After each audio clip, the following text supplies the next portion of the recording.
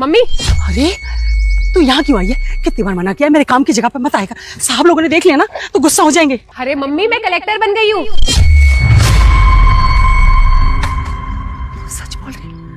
तू कलेक्टर बन गई? हाँ मम्मी, ये देखो ज्वाइनिंग लेटर।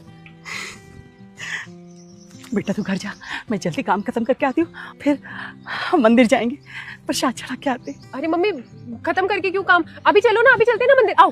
अरे नहीं बेटा, अभी सारा काम पड़ा है और ऐसे छुट्टी मांगूंगी ना पता नहीं गुस्सा हो जाए और काम से निकाल दे तो। मैं काम जल्दी जल्दी खत्म करके घर आती हूँ। अरे मम्मी निकालते हैं तो निकालने दो ना।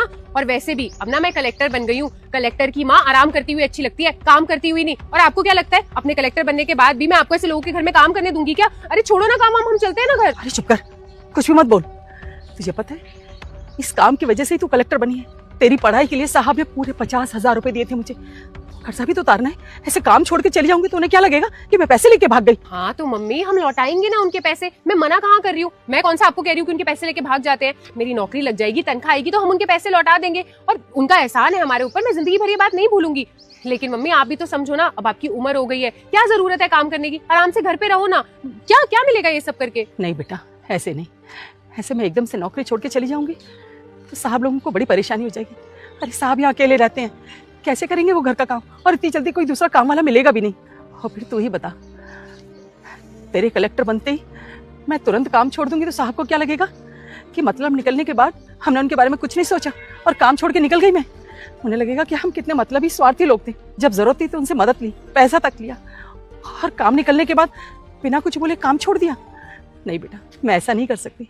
गलत तो ये भी है ना मम्मी, कौन सा बच्चा कामयाब होने के बाद चाहेगा कि उसकी माँ ऐसे लोगों के घर में काम करे?